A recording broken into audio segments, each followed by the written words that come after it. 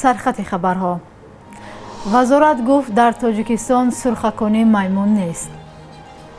آغاز سفر به روسیه طریق اتوبوس و صحبت روزنامه‌نگاران با احمد مسعود در تاجیکستان.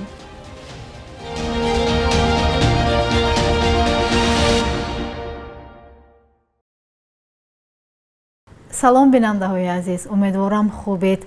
به برنامه نویدی بامدادی خوش آمدید. وزارت تندرستی تاجیکستان میگوید در کشور یگان مورد گرفتاری به ویروس سرخکانی میمون ثبت نشد، ولی کارهای فهماندهی را درباره بیماری شروع کردند. چند روز قبل کاربران با نشر عکس‌های مانند به این بیماری را در شبکه‌های اجتماعی نشر می‌کردند. تاکنون بیش از 100 مورد گرفتاری به ویروس در چند کشور جهان تصدیق شده است.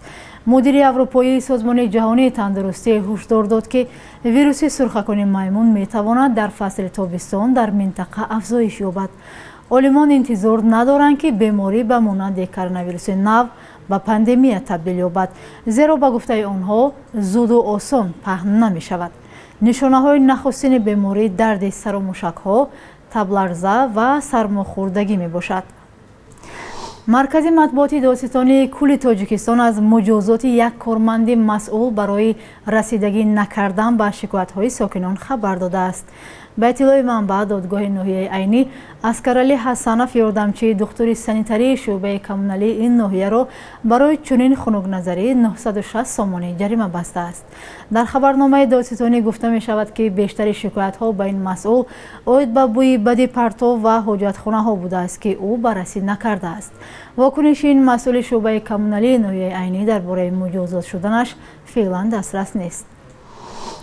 راه آهن قرقیزستان خبر داده است که قطارهای مسافربر از این کشور به روسیه به گردش می درآیند. گردش قطارها بهار سال 2020 در پی خروج وبای کرونا ویروس قطع شده بود. قطارهای مسافربر از 6 ایون هفته یک مرتبه از شهر بیشکک قرقیزستان به قزان، از 8 ایون 2 دفعه در هفته از بیشکک به سامارا، از 9 ایون یک بار در 8 روز از بیشکک به نوسیبیرسک روسیه حرکت می‌کنند. راه آهن قرقیزستان خبر داد که حرکت قطارها از این کشور به شهر مسکو احتمال در سال 2023 به راه مانده می شود. ضمناً صحنه باز شدن سفر زمینی تاجیکستان و روسیه طریق قطار فعلا معلوم نیست. وزیر نقلیات تاجیکستان هنگام نشست اخیر خبری به سوال خبرنگاران درباره باز شدن راه قطار گفته بود که منتظر پاسخ مسکو هستند. اما چند پیش شرکت ایشن اکسپرس با نشر اعلانی گفت که مسافران می توانند سر از 2 ایون سال روان از ترمینال بین‌المللی شهر دوشنبه با اتوبوس ها به مسکو سفر نمایند. نرخ سفر حدودی 1000 سامانی را تشکیل خواهد داد، ولی تنها آنهایی می توانند با این اتوبوس ها به روسیه سفر کنند که حق عبور مرز زمینی آن کشور را داشته باشند. روسیه در پی کاهش خروج کرونا ویروس مرزهای هوایی‌اش را به بسیار کشورها از جمله برای شهروندان تاجیکستان باز کرد، ولی گذشت مرزهای زمینی آن کشور با محدودیت صورت می‌گیرد. در شهر مفصل عراق چند خانواده زندگی می‌کنند که با استفاده از یک اصول قدیمی و چند صد ساله استحصال انگشت زندگیشان را پیش می‌برند. انگشتی که آنها تولید می‌کنند بیشتر برای پختن کباب به کار می رود، ولی حالا جای این کسب آنها تنگتر شده است. گزارش را همکارم زرانگیز نوروز شاه تقدیم می کند.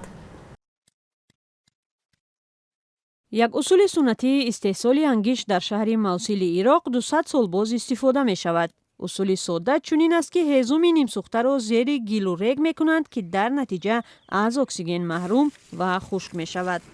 طریقه الفحم طوری میبینید ما اول هیزم جمع میاریم. این هیزم ها را خریدیم، بعد آن را سوزانیده زیر گل میکنیم. کارش از 4 مرحله عبارت است. در عهد معاصر ما این اصول وقت و زحمت طلب به تدریج در موصل نیست می شود، اما چند خانواده هست که با همین اصول قدیمه تولید انگشت درآمد میگیرند. من الصبح للعصر ما از ساعت 8 صبح تا شام کار میکنیم. به صحتمون ضرر دارد. هیچ کس هم این کارو کردن نمیخواد، زیرا افلاس است، پر از چنگ و دود. عین زمان کار آسان است که از دست همه میآید. انگشت را بر رستوران‌های شهر میفروشند چون برای کباب پزی خوب است. حالا رستوران‌ها هم از انگشت رو تافته و انگشت وارداتی رو آوردند. بعضی رستوران‌ها انگشت وارداتی را استفاده می‌برند که ارزان و بهتر است. از آن سبب ارزان است که حکومت استحصال کنندگانش را دستگیری می‌کند. حکومت ما هم باید به ما برای بهتر ساختن محصولات کمک کند. اصول استحصالی ما از زمان اجدادمان تغییر نیافته است. با گفته کاسبان اینجا کارشون سخت‌تر می‌شود چون هزوم در موصل کمچین شده است. در موصل که از بیکاری و خرابی‌های جنگ با داعش در سال 2017 رنج می‌کشد، این مردم علاج به غیر از ادامه کار قدیمی ندارند که آن هم به تدریج از بین می‌رود. خبرنگاران فرانسوی پایگاه اخته با احمد مسعود راهبر جبهه مقاومت ملی افغانستان مصاحبه کردند. در این باره آژانس اطلاعاتی فرغانه خبر می‌دهد محتوا و مکان صحبت گفتن نشده است. به اطلاع خبرگزاری احمد مسعود مکان دقیق اقامتش را برای تأمین امنیت خود اعلان نمی‌کند. علاوه بر این روزنامه‌نگاران فرانسوی با یکی از مسئولان جبهه که او در دوشنبه پایتخت تاجیکستان زندگی می‌کند صحبت کردند. جبهه مقاومت ملی بعد اشغال کابل از طرف طالبان در ماه آگوست سال گذشته تأسیس یافت و چند هفته به ضد این گروه تندرو مقاومت کرد. جبهه از غیر نظامیان و سربازان سابق حکومت پیشین افغانستان عبارت است. آن را احمد مسعود پسر احمدشاه مسعود یکی از فرماندهان سابق مجاهدین راهبری می‌کند که پنجشیر را به حیث پایگاه مقاومت به ضد نیروهای شوروی در سال‌های 1980 و ضد طالبان در سال‌های 90 استفاده می‌کرد. ماه‌های اخیر درگیری‌ها میان رزمندگان جبهه مقاومت و نیروهای طالبان در پنجشیر و ولایت‌های همجوار آن شدت گرفته است. روز 25 می در شهر دوشنبه گفتگوی هیئت‌های بلندپایه تاجیکستان و آمریکا برگزار شد. دفتر مطبوعات سفارت آمریکا در دوشنبه خبر داد که هیئت این کشور با راهبری یاور کاتب دولتی آمریکا اوید به مسائل آسیای جنوبی و مرکزی دونالد لو با مقامات وزارت کارهای خارجه تاجیکستان ملاقات کرده است. در این ملاقات هیئت تاجیکستان را سراج‌الدین مهرالدین وزیر کارهای خارجه راهبری نمود. به اطلاع سفارت آمریکا در دوشنبه جانب‌ها پیرامون مسائل امنیتی، اقتصادی و حقوق بشر صحبت کردند. تفصیلات بیشتر این گفتگو تا به حال در دست نیست. بخش یک روز تاریخ را در تهیه خرامان بخازاده همراه می‌بینیم.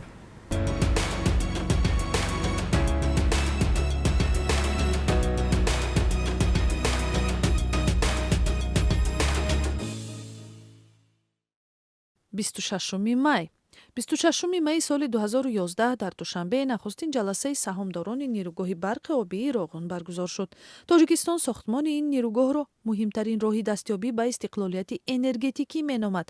از فروش سهمیه ها 890 میلیون سامانی پول مردم جمع آوری شد و مقامات گفتند مردم به دیویدند و یا سربخش سهمیه ها تنها پس از انجام ساختمان نیروگاه می توانند امید بندند. موافق نقشه قرار است ساختمان راغون سال 2027 به انجام رسد. 26 می سال 1928 در جلسه فیفا فدراسیون بین المللی فوتبال اولین بار قرار شد که در 4 سال یک بار مسابقه های جهانی فوتبال برگزار شود. تا حال این مسابقه ها مهمترین سبقت بهترین دسته های فوتبال جهان به شمار می رود. 26 می سال 2018 در دوشنبه طفل 9 میلیون نفر چشم به دنیا گشاد. طفل خوشبخت نصیبه را نظیره مولاجان و اقتصاددان 28 ساله به دنیا آورد. به این عائله حکومت تحفه‌های گرانبها تقدیم کرد.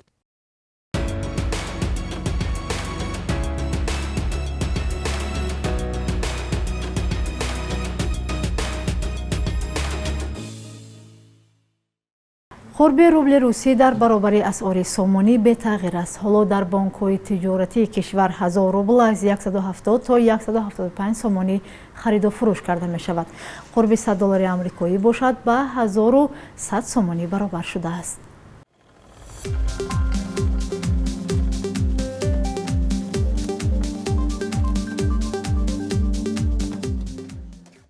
بینندگان عزیز، اینجا رسیدیم به پایان برنامه.